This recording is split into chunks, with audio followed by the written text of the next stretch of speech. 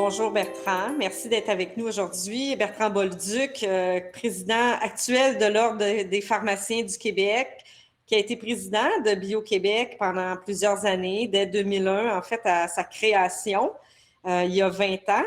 Il y a 30 ans, il y avait le Conseil des bio-industries du Québec, il y avait l'Association québécoise des biotechnologies, c'est pour ça qu'on célèbre 30 ans maintenant.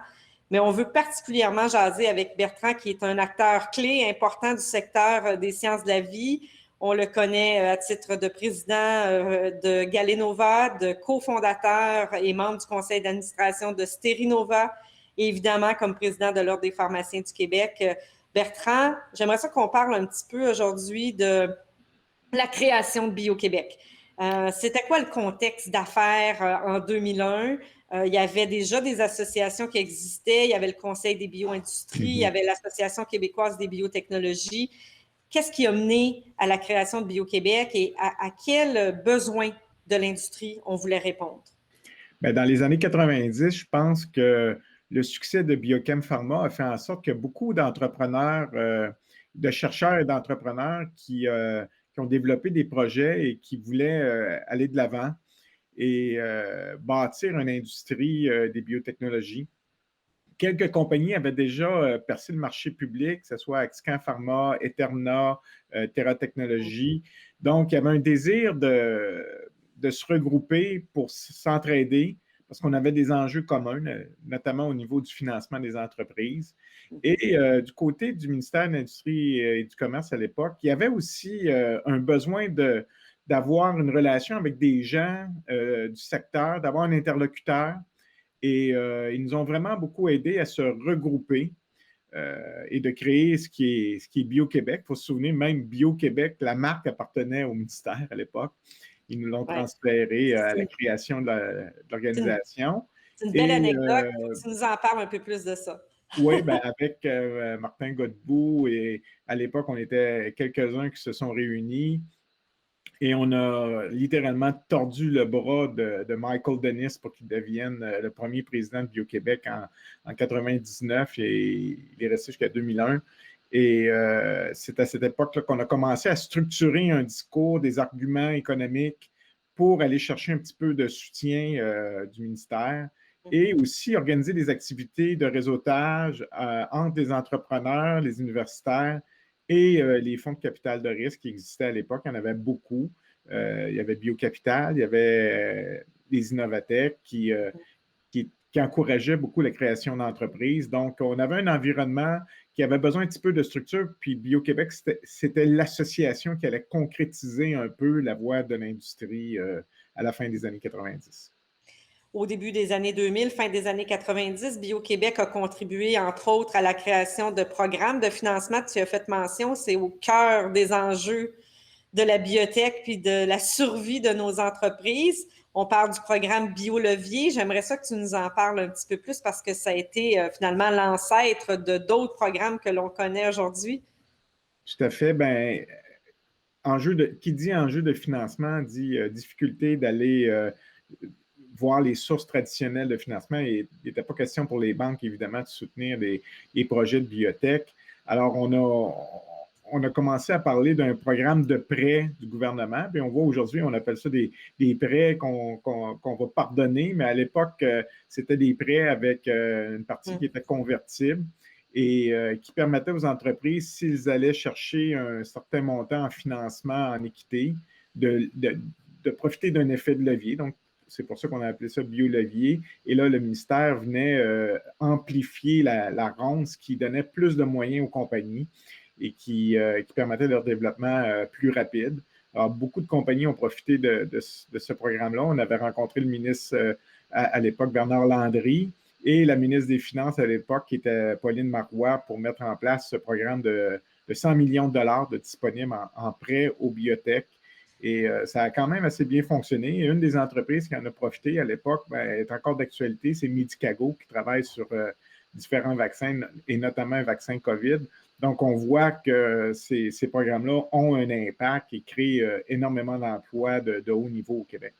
Bien, des programmes comme ça, on parle de 100 millions de dollars il y a 20 ans. c'était énorme, c'était très significatif de l'appui que le gouvernement, à ce moment-là, donnait au secteur des sciences de la vie. Tu as mentionné Bernard Landry, Mme Marois, ça a été des appuis importants au niveau politique, ça. Tout à fait, et ça a pris énormément d'efforts de développement, de lobbying carrément de l'Association Bio-Québec. On avait rencontré tous les politiciens de l'époque. On a même créé des opportunités de mission économique. Je me souviens être allé à la fin des années 90, début 2000, en mission économique avec le premier ministre Lucien Bouchard au Wisconsin. Et par la suite, c'était un peu comme ça qu'on a commencé à amener les ministres du développement économique au congrès BIO aux États-Unis. Donc, la plupart sont venus soit des ministres de la Santé, soit des ministres du développement économique, et parfois même le premier ministre, Jean Charest, aussi est venu avec Bio-Québec au congrès BIO. Donc, une façon de les sensibiliser à l'importance de l'industrie et à la création de valeur qui pouvait créer l'industrie en tant que telle. Donc, beaucoup, beaucoup de travail, et c'est en s'assemblant au sein de Bio-Québec qu'on a pu faire ça. C'est un peu la naissance de Bio-Québec, finalement, qui a permis aux politiciens de comprendre l'importance de ce secteur-là pour l'économie du Québec. Tout à fait. Et là, on voit aujourd'hui, avec la pandémie, l'importance d'avoir localement des gens qui produisent et des médicaments, et des vaccins, et des tests, et toutes sortes de produits en sciences de la vie qu'on devrait avoir présentement. L'industrie pharmaceutique est assez gourmande. À chaque fois qu'on a un beau produit ou une belle compagnie pharmaceutique, souvent, il va y avoir une transaction, on va vendre nos compagnies, mais de développer ces produits-là et de les produire ici sur place, c'est extrêmement important. Et les efforts de l'association, combinés avec ceux de Montréal In Vivo et tous les intervenants, ben, ça permet d'aller chercher des appuis. Et aujourd'hui, on profite un peu de ce qui a été fait dans le passé. Est-ce qu'on aurait pu faire plus? Certainement. Est-ce qu'on peut faire encore plus? Absolument. Mais bon, écoutez, à l'époque, il fallait commencer quelque part.